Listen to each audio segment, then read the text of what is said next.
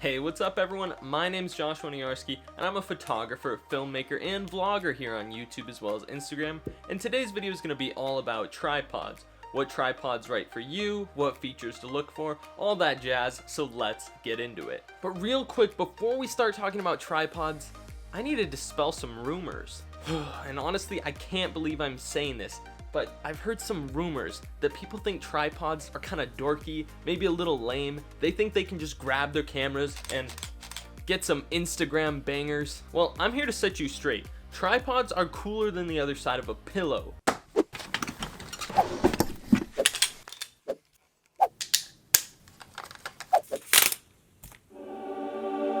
In fact, depending on what type of content you shoot, tripods are right up there in importance with cameras and lenses. They are so vital. In fact, I pretty much carry a tripod wherever I go nowadays, because even if I don't need it, I never know when I'll need it. That being said, today we're going to talk about 4 kinds of tripods. I'm going to describe some features, and we're going to try and decide which tripod is the best for you. As always, links will be in the description if you want to purchase any of the tripods I talk about in this video, but you don't have to. They might have some features you like, some you don't. They might be too cheap, they might be too expensive, so no pressure there. I just thought I'd throw it out there. Regardless, let's get to the point of this video, and we're starting off with tabletop tripods. My go-to is the Manfrotto Pixie Mini.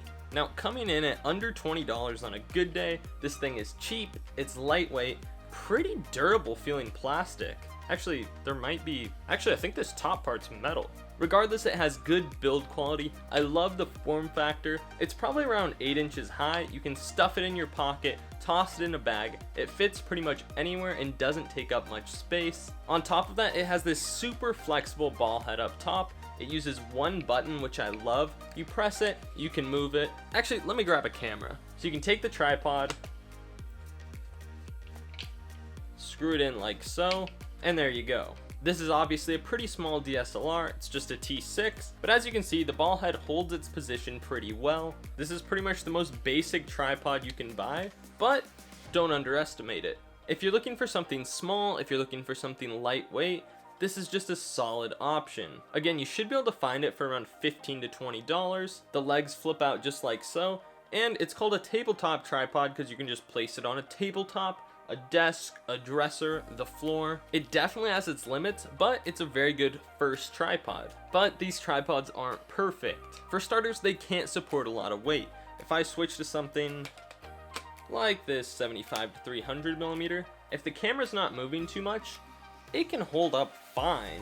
But let's say I'm using it to vlog or just putting an even heavier setup on here, you can see the ball head moves a little bit. This one button design is incredibly quick, and it's honestly amazing for smaller cameras, but it's not ideal for larger setups. On top of that, and this one's kind of obvious, this tripod is really low to the ground. If I just started filming this video on it right now, it wouldn't look too good.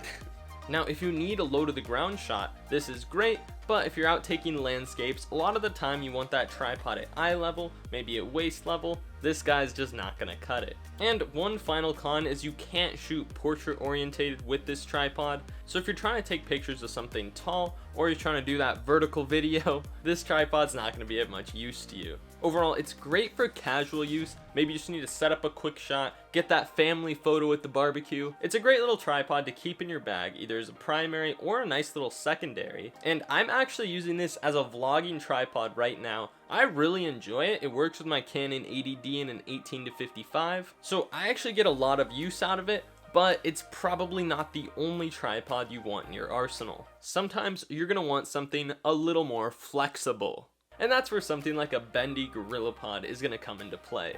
So our next category we'll call travel, versatile, Casey Neistat, vlogging tripods. If you watch a decent amount of YouTube, this is probably the most well-known tripod out there. Now, I don't use this as much anymore, but I used to use it a lot. It's still really valuable, but the main reason everybody loves this is because it's probably the most versatile tripod ever made. So let's talk about it. So the reason everyone likes this is obviously these bendy legs. You can wrap them around things. Oh, I'm surprised that actually got. You can wrap them around things. It has all these flexible joints, rubber bumps, rubber feet. You can mount your camera to trees, to poles, pretty much anything you can think of. On top of that, they have a really small and fairly quick to adjust ball head. It's got these quick detachable plates. The head actually pans pretty smoothly. I mean, feel free to take a look at that. See, it's super loose. Lock it, it's not going anywhere. Now, like the tabletop tripod, this thing is super light. It's made of plastic, rubber, and metal. It's gonna be a little bit bigger. This one's probably 11 inches tall. It won't fit in your pocket, but for the most part, you'll never have to think twice about carrying it. Personally, I'll either throw it in a water bottle pouch. Sometimes I'll literally just wrap a leg around part of my backpack and be on my way. But this tripod is far from perfect. And while it's one of the most used tripods on the market, it's probably one of the most hated as well. And that's for a couple of reasons. First, it is stupidly expensive, especially right now. I think I paid $60 for mine, but when I looked it up before this video, it goes for $80. $80 for this little tripod. And while yes, it's a super versatile, valuable, really incredible tool, the problem is they don't last very long. Now, to be fair, I've had that particular one for a little bit over a year now and it still works, but I also don't use it a ton. And when I do use it, I really just set it up like a normal tripod. I almost never wrap it around things in practical use. But if you go online, look up reviews, or I also know people personally that have had issues with them, you'll notice that they tend to break in under a year, which really sucks when you're spending like $80 on a tripod. You expect it to last a little longer than that. I actually do have an old GorillaPod hybrid that I had this issue with. Now, it was kind of my fault. I was using a camera that was a little bit over the payload, and what happened was I cracked this joint here. It's kind of a decent job fixing it. I wrapped it in tape, and then I used like a twisty tie to hold the tape on. And to be honest, it feels just like new now, but I just wish they could make these joints a little stronger. But all that being said, the reason these are still so popular is there's not a better tool out there that can do as much as this can. If you want super low to the ground shots, or you're gonna set up a tripod super quickly and then change and start filming yourself, or you just need a taller tripod, or you want to shoot portrait orientated, GorillaPods are super fast, super versatile. They don't have the best longevity and they're kind of spendy, but not really anything else can do what they do, and they're definitely a do-everything tripod. Because of those flexible legs, even though it's not that tall, you can almost always find a way to get the shot. Moving on, next we've got travel/photography tripods. Mine in particular is a Ranger's 56 inch? I think that's what it's called. I bought it on Amazon. And it is probably the most cost-effective, beneficial $60 or so that I've spent since I started photography and filmmaking. If you want a tripod that's good for everything except for vlogging, this is what I recommend. Now, if you're looking for a full-size tripod that you want to take with you, you need to get something that folds. Trust me, it's just going to make your life a lot easier. Thankfully, my tripod, this Ranger's tripod, does this, and it allows me to just throw it on the side of my bag and take it wherever I want. On top of that, for its size, it's pretty lightweight, not as light as either of these guys, but for its size, it's pretty lightweight. Comes in at around 2.5, 3 pounds, somewhere in that range. So while it is less portable, it's a full-size tripod, and plus, I could use the exercise. If you're into landscape photography, a tripod like this is a must. And whether you go with this one or something similar, this has a lot of features that you're really gonna appreciate when you're out hiking a mountain, exploring in the woods, whatever. There are a lot of things on this tripod that I think you'll appreciate, so whether you go with this one or something different, I'll show you some things that I personally love. So with this particular one, you can get pretty much any shot you can think of with it. It adjusts to be super low to the ground. It also raises up high to shoot over bushes or whatever. You can shoot landscape or portrait orientated, and you can even take out the main tube, flip it upside down, and get some top-down shots if you really need to. Oh, and it also turns into a monopod if you ever need that. Now, this particular tripod also has flip locks, which are the best thing since sliced bread. I mean, seriously, you saw in this intro, look how quick these are to set up. A lot of the time I decide I need a tripod at the moment something is happening, or I'll be hiking with friends who aren't photographers and they want me to hurry up and get my shot so we can get on with the hike. Whatever the reason, it's always really important to consider setup time for a tripod. Something like the travel tripods have an almost instantaneous setup, which is super cool. Bigger, heavier tripods have a really long setup time, kind of a pain in the butt. For full-size tripods, there are two main types of locking mechanisms. There's twist locks, where you twist it a little bit and you can pull out the legs. And then there's flip locks, where you just flip the switch, pull out the leg, flip it back. Personally, and this is just one man's opinion, I think the twist locks are a huge pain in the butt. I've used them only a couple times when I was borrowing someone else's tripod for a short film, and I hope I never buy one myself. The flip locks are just so much faster, so if setup time is something that's important to you, I would definitely look into the flip locks, although I would say they're probably not as durable, although I haven't had any issues with mine. On top of that, these tripods almost always have detachable plates, like this one, which is super helpful for quickening that setup time. You screw in the plate to the bottom of your camera, you can just pop it off whenever you want, pop it on, twist it, lock it, you're ready to go. And one last thing to look for is, can the tripod pan or tilt?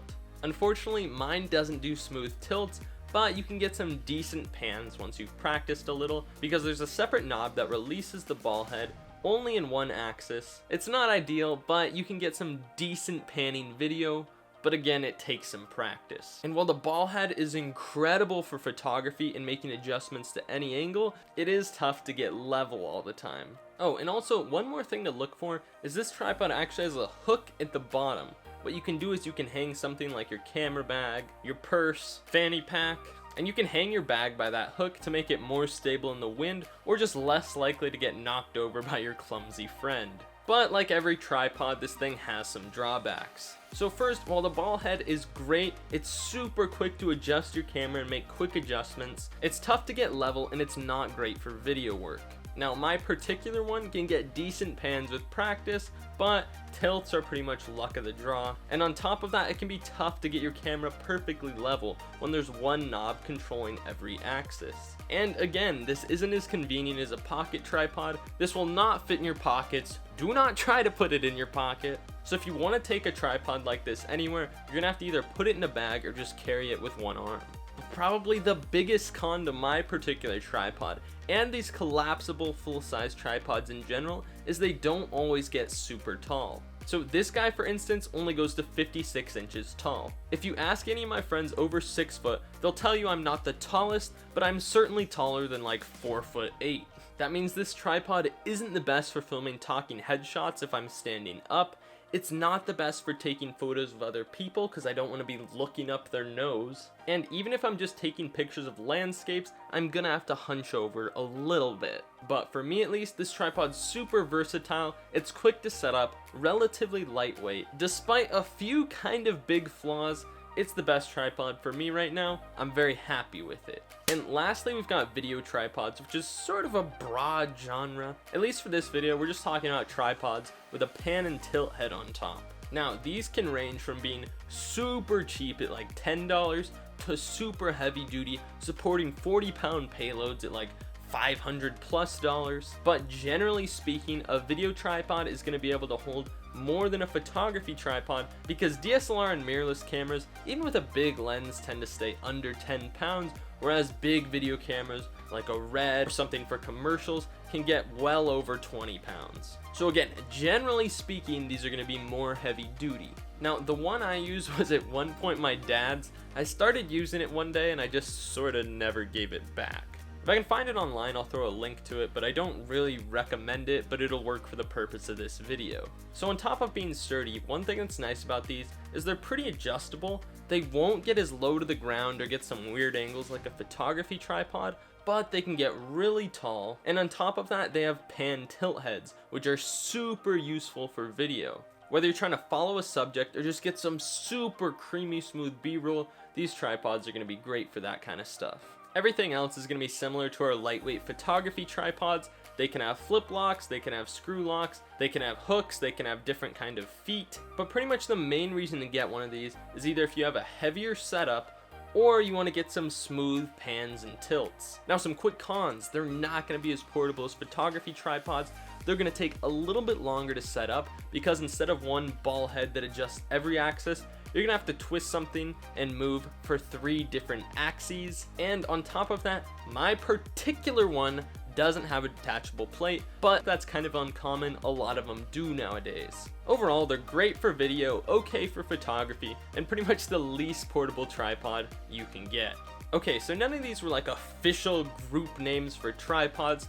These are just 4 kind of general styles. There's tripods that kind of fit right in these categories. Some fit in between these categories. For instance, you can get travel fold up tripods and then just chuck a pan tilt head on it. So it's kind of the do everything tripod. I guess my point is there's a lot of different tripods on the market. These were just the general groups that I decided to talk about. So how do you pick the right tripod for you?